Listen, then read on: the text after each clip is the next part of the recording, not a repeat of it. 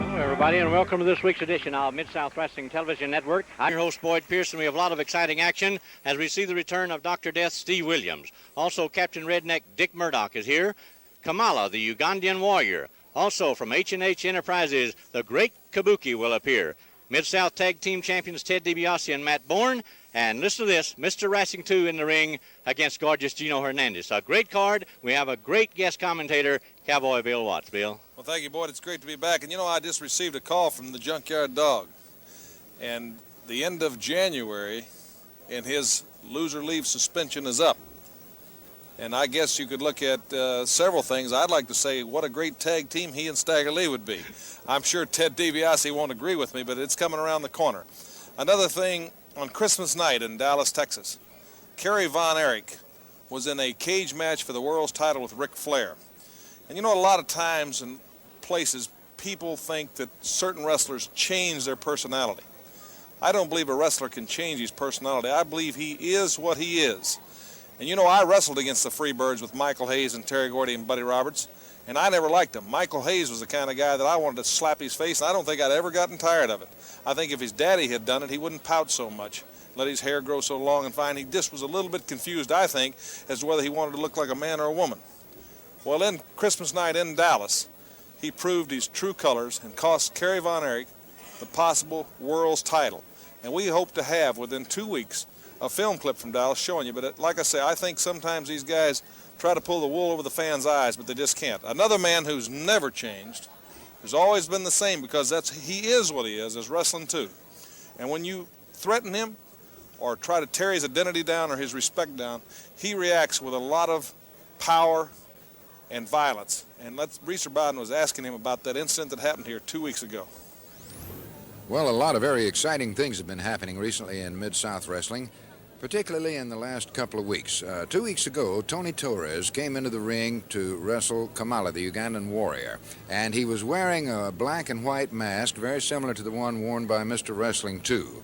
This upset Mr. Wrestling 2, and he came into the ring consequently losing his composure, and there was quite a scuffle going on, and he was doing fine until other things began to happen, and was disabled. Thereby was not able to fulfill a contract later on this card in which he was to team up with Stagger Lee in a title match for the Mid-South Tag Team Championships. Consequently, Mr. Olympia took his place, and this was a deal where the loser of the fall had to leave town. And, unfortunately, Olympia lost the match because of my stupidity, you might say, because I lost my temper, went out there and dove right into Kamala and the rest of them, and I think I pretty well held my own under the circumstances. And as I was going for the mask of that safari jerk, Kamala came down on me and disabled me. But you know, I'll tell you something, when a man starts fooling with my mask, I've worked too hard and too long to build up the reputation that I have. And I'm very proud to be Mr. Wrestling. When somebody tries to put Mr. Wrestling down, they're trying to put me down. And I'm not going to stand for that no matter what. And, you know, it's just one of those unfortunate things. I apologize to the people, and I hope I can rectify it. Well, of course, Mr. Wrestling 2 has been on edge recently because of a lot of threats and defacing of property and so forth. But I'd like to find out, have there been any threats and defacing of property since that time? No, there hasn't been. That kind of tells me something right there. There hasn't been any threats lately.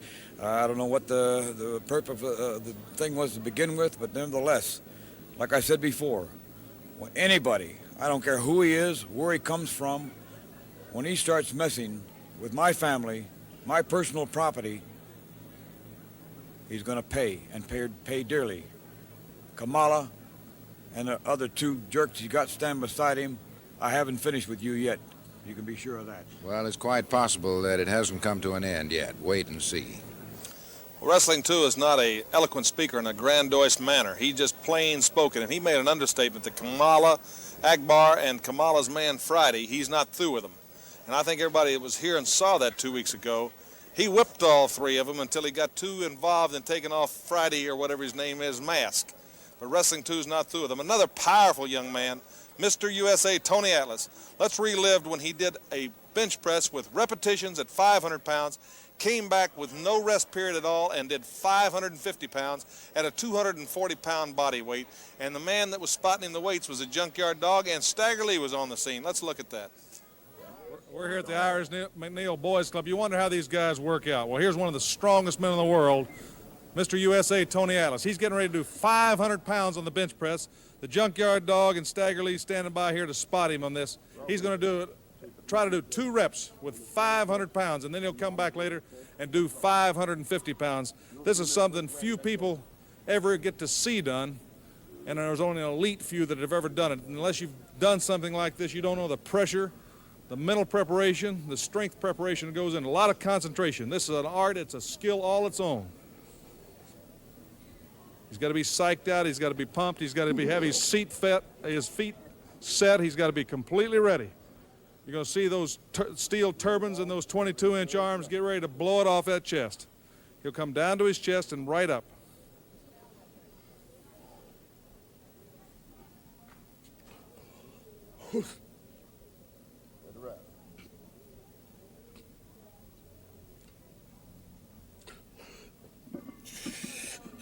Rock with it, Daddy. Rock with it. Rock with it. Rock with it.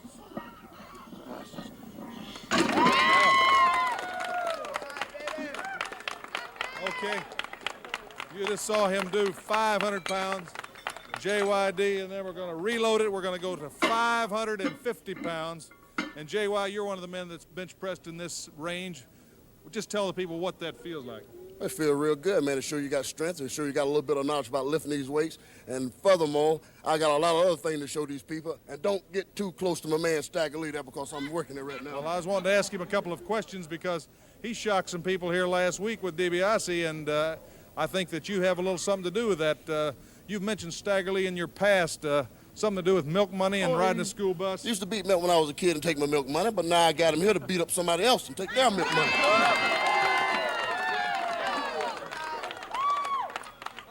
Do you think we can get an interview while Tony's getting himself ready for the 550, or you're saying you don't want us to talk to Stagger Lee? Interview with me or him? Well, Stagger Lee. Oh, no, I talk for Stagger Lee. I brought him in here. I talk for Stagger Lee. He don't say nothing. Okay. He just stand there. Well, okay, partner. What are you going to do for 90 days? I'm going to sit around and buy myself a ticket, go to every arena I want to, and take care of my man Stagger Lee, drive around that big 450 Mercedes I'm driving. Okay. Well, here it comes. Here's Tony Atlas, and we're ready to see him try an attempt on 550 pounds.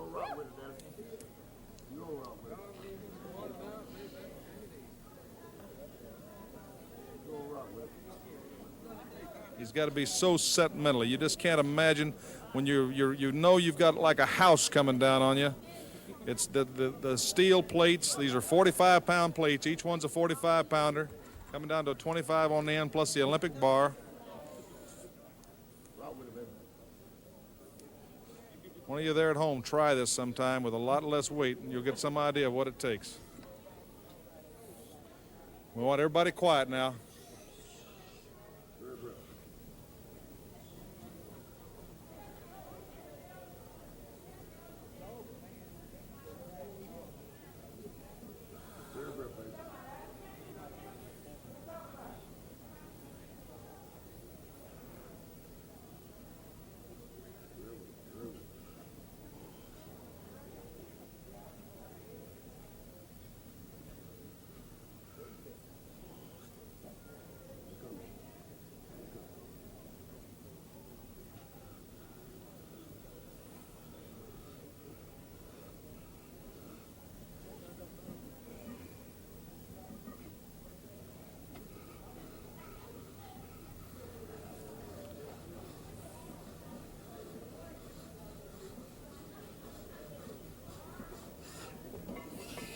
Rock with it, baby. Rock with it.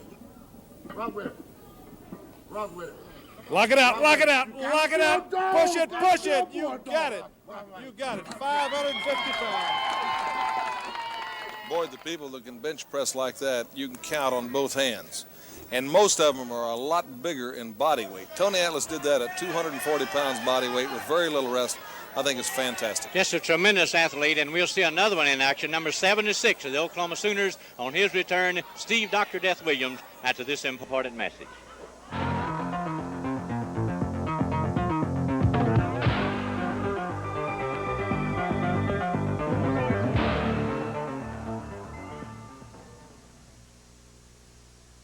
This event is for one fall with a 10-minute time limit. In the red corner at 242 pounds from Houston, Texas, Tom Renesto Jr. And in the blue corner at 290 pounds from Lakewood, Colorado, Steve Dr. Death Williams. And the cheers of the crowd when Tom Ernesto Jr. was introduced turns to cheers with the introduction of Dr. Death Steve Williams. Jerry Usher, the referee, calls for the bell. Here's Bill Watts. Well, it's great to have the doc back. He's fresh out of the Fiesta Bowl, and the tape on the right hand, he cracked his wrist in that game. He played the whole second half and part of the first half with a cracked wrist, and Doc is just one of those guys that he doesn't make excuses. He goes out and gives it his all. He had a good year this year, and he's looking forward to the pro draft, and we're looking forward to him hopefully staying with wrestling.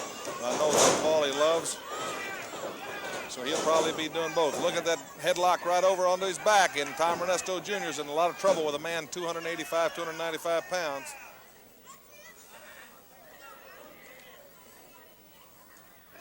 Ernesto gets his feet out.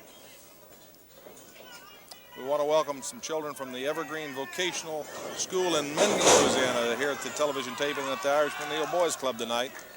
Talking football, I was very proud to meet Roger Carr in the airport the other day. Roger was coming back home from playing his last game for the season with the Seattle Seahawks. Great athlete from Louisiana Tech, played at the same school as Terry Bradshaw, and of course he's now a 9-year veteran of the NFL. And the interesting thing, I was talking to him and his children, is Roger grew up and spent a lot of time in Seminole and Shawnee, Oklahoma. And I asked him how he escaped and got down here in Louisiana from the colleges in Oklahoma, but he'd moved down and played at Louisiana Tech, and great athlete and a fine gentleman. And he had a slight injury to his abdominal wall in his stomach, and I certainly hope by the time he sees this that he's well and doesn't have a hitch in his get-along. Steve Dr. Death Williams, a man that had that name since he was in high school. And I can tell you, Oklahoma sure needs a heavyweight like him this year at the University of Oklahoma. OSU, the fine team there, has Big Mitch Shelton, a 400-pounder. LSU, who's in our area, Louisiana State University, has Big John Tenta, a 340-pounder that's a youngster from Canada. At the University of Oklahoma with Stan Abel, Sooners don't have really a super heavyweight, and they miss him. That's that home run punch on the end. As Tom Ernesto's going to find out if he keeps picking on Doc, because Doc just come ungeared on you. Doc forearm smashes there. Turnbuckle. He elevates him.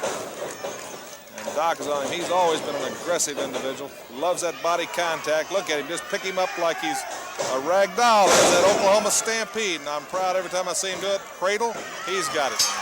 1, 2, 3. Dr. Death Steve Williams with a victory. We'll be back after this message from Mid-South Wrestling Television Network.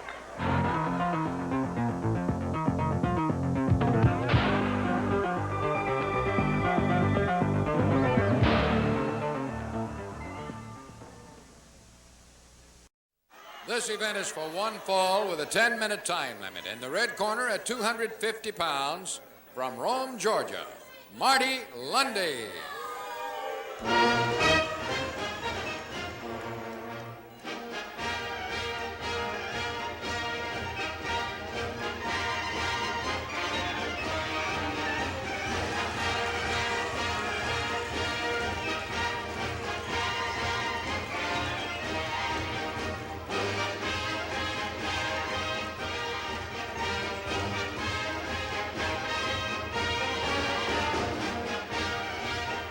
The ring now, 282 pounds, Dick Murdoch. Well, Captain Redneck Boy, he's getting welcome back to Mid-South the hard way. Marty Lundy wanting to get right on him and snuff him out. And that's a good thing for a young man when you're against an international star, a man that's truly an international star. Wrestles Japan, Hong Kong, Dubai, all over the world. When he's coming in, you better take your best shot. The best way is to get him before he gets out of the starting blocks and try to beat him, because you're not in there to earn money by the hour. All you got to do is earn it for 3 seconds when you hold a man's back to the mat. Marty Lundy knows what a feather would be in his cap to beat Captain Redneck, Dick Murdoch.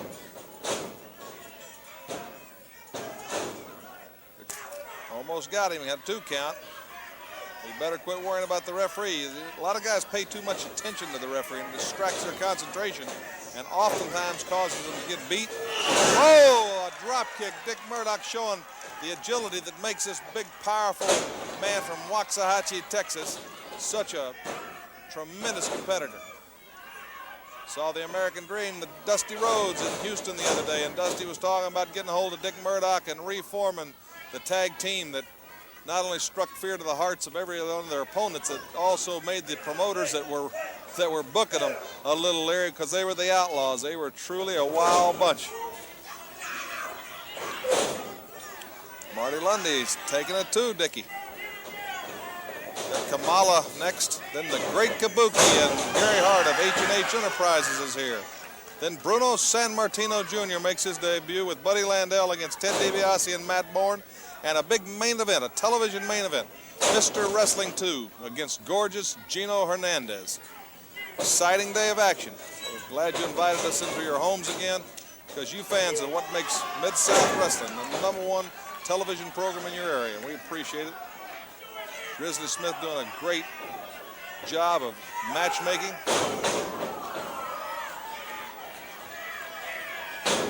Congratulations to Lou Holtz and the Arkansas Razorbacks. I was on the plane. Lou was on American Airlines heading down to the Bluebonnet Bowl. That big court, that big right guard. What a powerful young man he is. I got to see him in the Dallas airport. And he's truly a fine specimen as these guys went on down and took care of business in the Bluebonnet Bowl.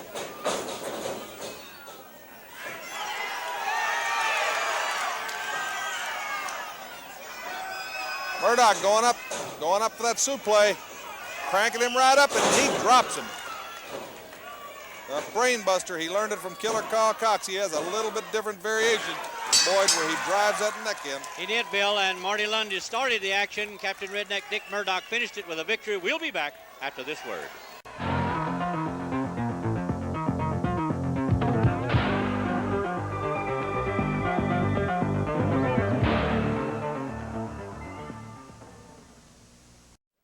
This event is for one fall with a 10-minute time limit. In the blue corner at 250 pounds from Topeka, Kansas, Art Cruz.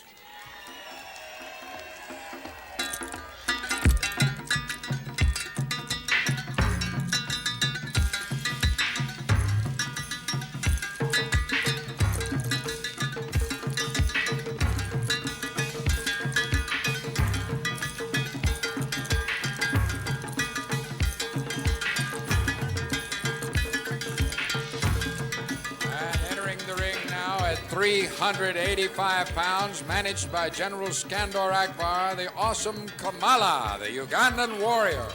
Art Cruz making his debut on Mid-South Wrestling, and across the ring,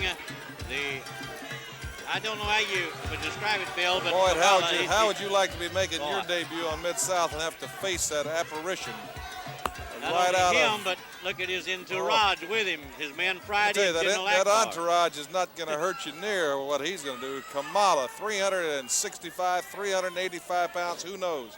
An awesome man. People are even wondering if the eighth wonder of the world, if Andre the Giant, 7'4" and 500 pounds, whether he can beat Kamala. He hasn't proved it.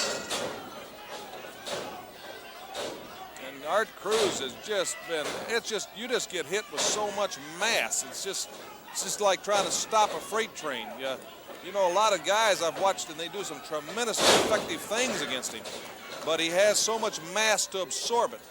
It's like a knockout punch in boxing. That's why it's hard to knock a wrestler out, is because he's got the huge neck to absorb it. And they've discovered in science that that's exactly the basis for it, is how much movement is in the neck. And Kamala's got all that mass, and he moves it right on top of you, as he's just done to Art Cruz. Kamala continues running roughshod over all opposition, and we'll be back. The Great Kabuki in action after this word.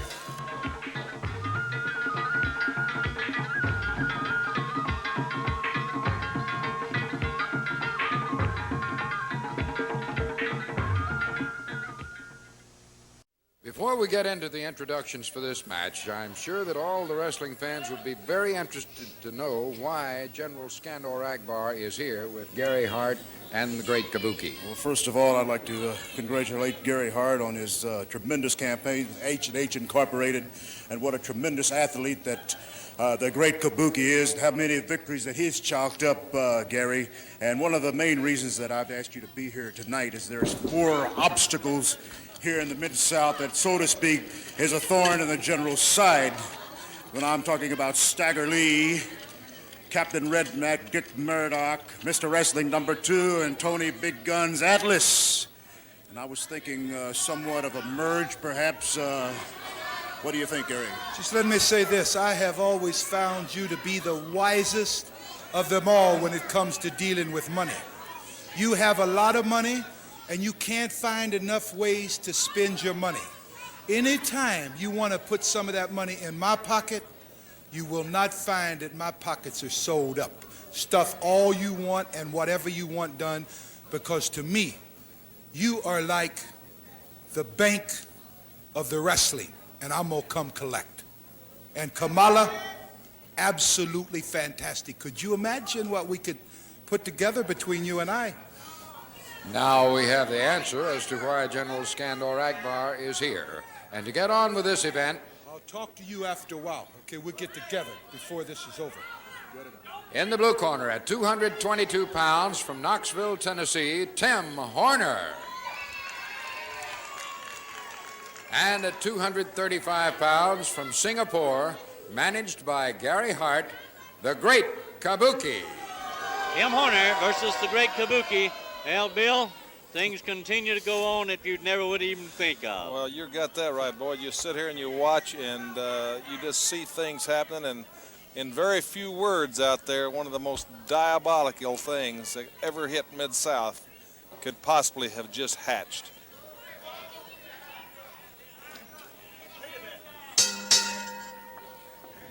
Can you imagine? There's the man blowing the green, as they call it, Boyd. I think you call it the green flame. We don't know what it is. We don't know what it is, but I've had in my past career experience with Gary Hart, and I know he's an unscrupulous, heartless individual. And everybody has watched Skandor Akbar for years, and so Gary Hart's Kabuki, a master of the martial arts, not awesome in power and size like Kamala, with technique, stealth, quickness. And of course, he's in there against a young man that is extremely fast. Kabuki won't be an overpowering type. He's like a big, huge pillar that you strike with a sword. He'll absorb it, he'll pick his spot, and then he'll attack. Look at that beautiful move. Kick back in, foot sweep underneath. Softens his man up. He takes his time. He's like a cat. Look at that thrust kick. The man's balance is just phenomenal. Gary Hart would not have had the tremendous success he's had with the Great Kabuki. And like I say, what an awesome thing if I read the evil intent in their hearts that Kabuki and Kamala teamed up. Chop. And of course, Stagger Lee, Mr. USA Tony Atlas not here tonight. Dick Murdoch, I'm sure, was watching, as was Mr. Wrestling 2. You see Tim Horner try to come in and Kabuki with his reverse swing kick into the ribs. The man can attack you from any angle. He's got tremendous skills. Attacking the nerve centers and the trapezes. Did you note before, while the managers were discoursing, he was sitting there with double nunchucks.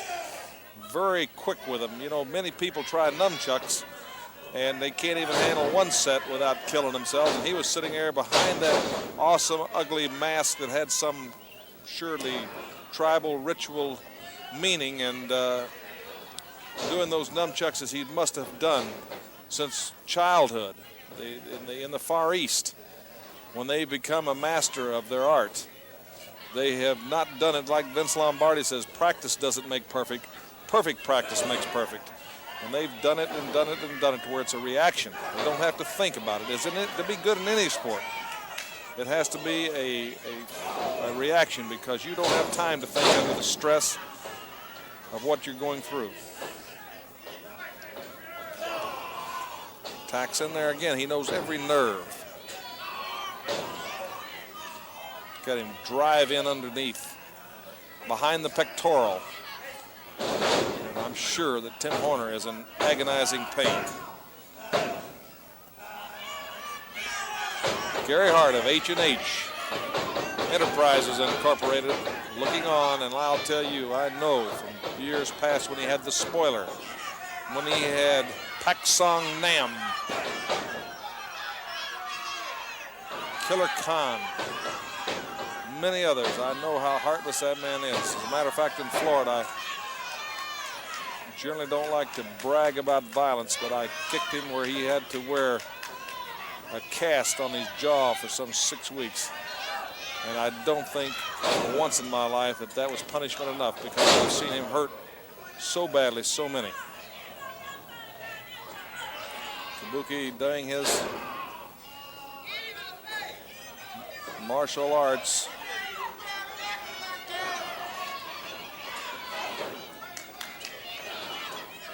Tim Horner trying to fire back. But as I said, Tim Horner's got the great Kabuki. Tim Horner, very agile man. But again, Kabuki is not the awesome powerhouse. He is the man of skill, the man of technique. Look, he stopped him with a thrust kick into the belly. Body check. Tim Horner showing that agility leaps, but Kabuki's waiting for him. Thrust kick into the throat.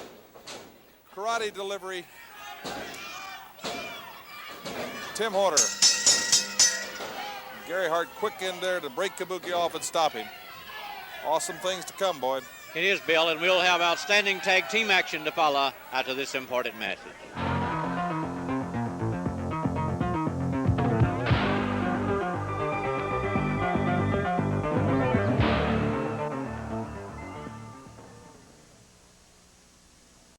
And now a non-title tag team event for one fall with a 10-minute time limit. In the red corner, the Mid-South Tag Team Champions at 268 pounds from Omaha, Nebraska, Ted DiBiase. And his partner at 241 pounds from Atlanta, Georgia, Matt Bourne. In the blue corner at 242 pounds from New York City, Bruno Sammartino Jr. And his partner at 238 pounds from Richmond, Virginia, Buddy Landell. There's the introduction of the Mid-South Tag Team title holders, Matt Bourne and Ted DiBiase, against Bruno Sammartino Jr. and Buddy Landell.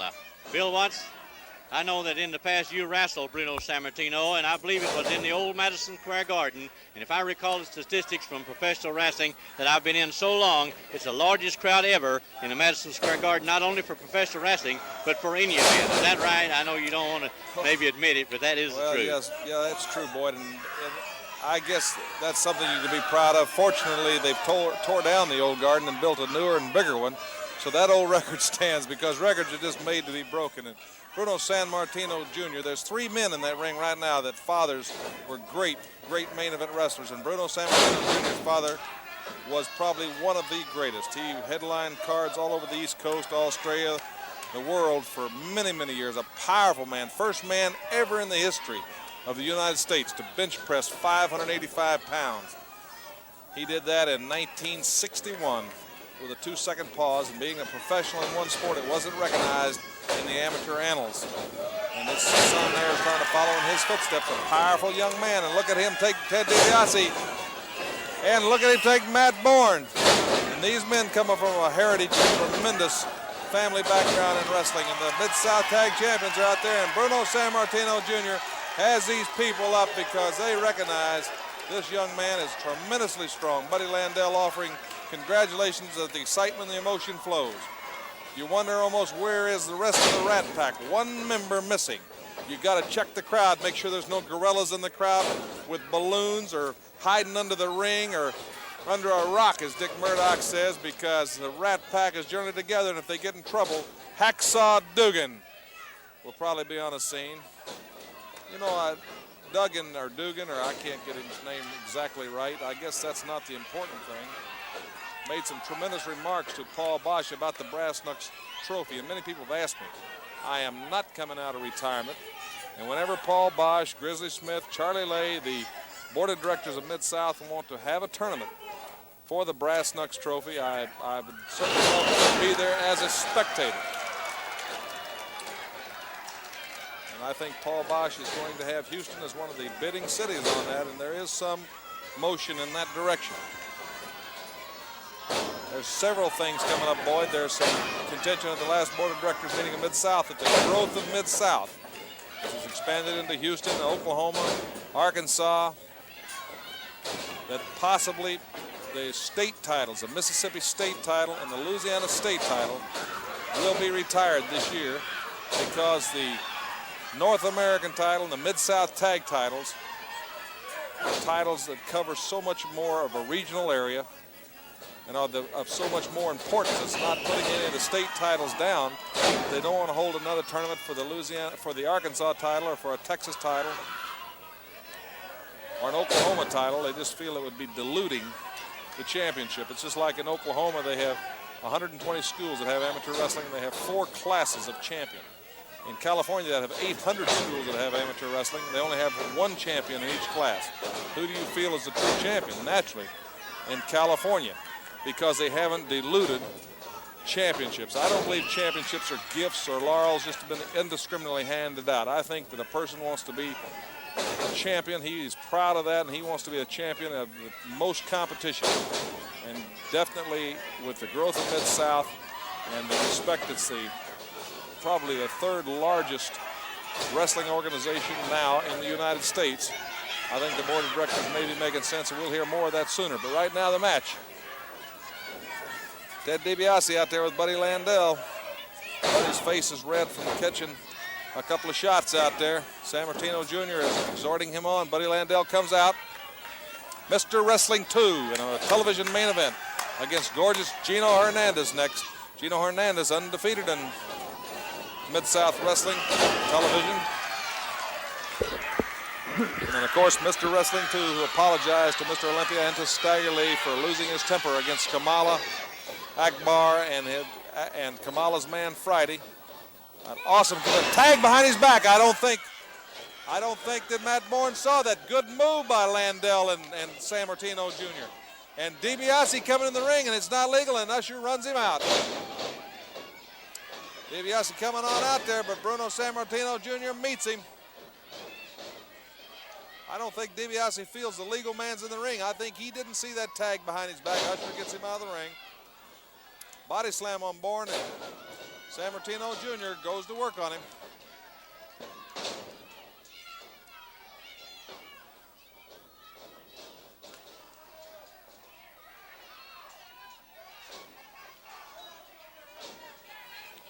Ted DiBiase in there, firing away.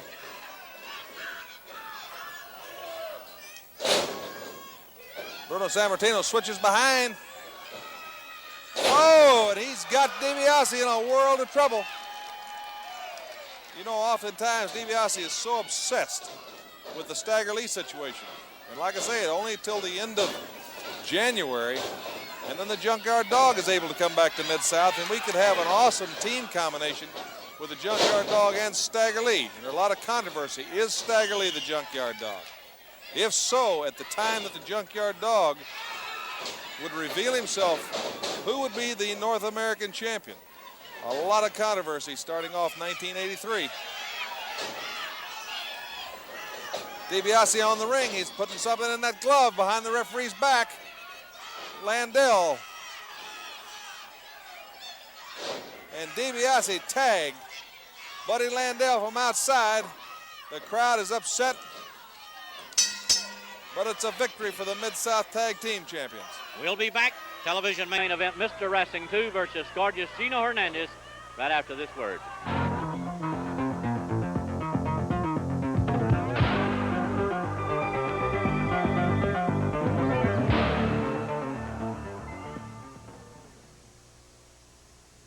This event is for one fall or remaining television time. In the red corner at 235 pounds from Houston, Texas, gorgeous Gino Hernandez.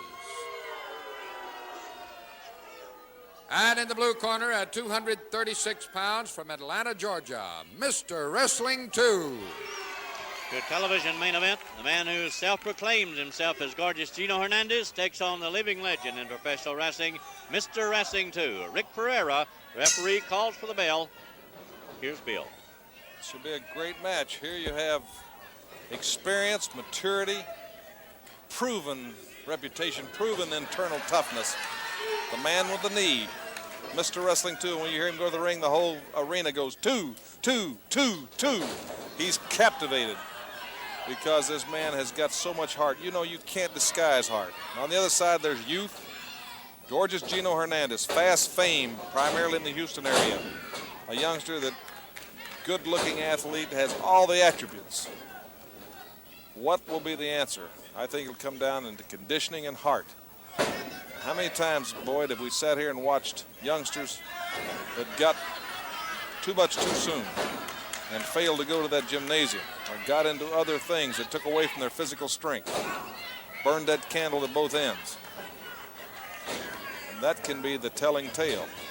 My gosh, we saw the University of Oklahoma at the Fiesta Bowl, and strictly in an opinion, because I've played formerly at Oklahoma University and I'm very close and support their program so well, but we saw a team that took the holidays a little too lightly and certainly didn't report in shape, and especially some key people to their whole offense, and it gave Arizona State a tremendous victory because of almost the country club-like atmosphere of the training schedule of the University of Oklahoma.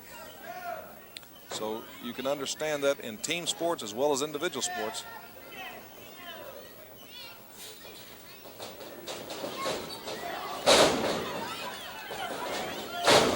Quick takeover by Mr. Wrestling 2.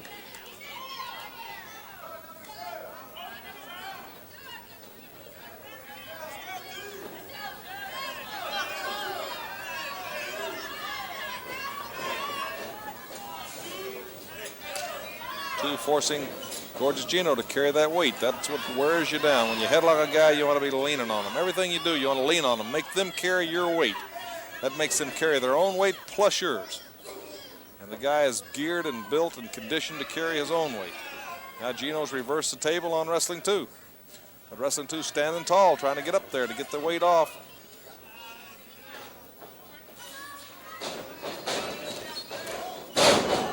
Body check.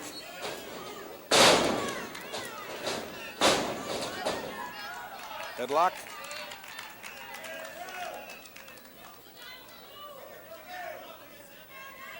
Gorgeous Gino Hernandez is up against a living legend. And of course, Gorgeous Gino thinks he's a living legend already. But let me tell you, sometimes you become a living legend and sometimes you become a flash in the pan. Gorgeous Gino's got another man hot on his trail, Boyd Pierce, Chavo Guerrero. Probably one of the most dynamic. Oh, and he's... Let me tell you, you see fire coming out of those eyes right there under that mask? He could have done a lot of other things except that. He could have done anything, Boyd, but slapping a man is an insult. And when you're a man and not a sissy, you'd rather be hit, kicked, anything but slapped. Gorgeous Gino. Well, I'll tell you, Wrestling 2 is smoldering. I don't know if we're going to have enough time. Whoa, he caught it. I don't know if we're going to have enough time for this match. Television time running out, but it's sure heating up now. 2 gives a sign. The audience starts hollering 2, 2, 2, 2. And Gorgeous Gino.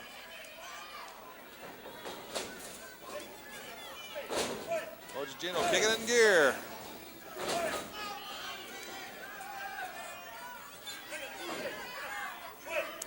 Next week, we will have Chavo Guerrero and Gorgeous Gino Hernandez. And Gorgeous Gino went over the top and out. And Rick Ferrar is getting on Wrestling 2, but I want to make crystal clear that the rule reads if you intentionally throw the man over the top rope, it's a disqualification. And you can see 2's intent was not to throw Gorgeous Gino off of the top. Just the momentum of the arm whip. Caught up.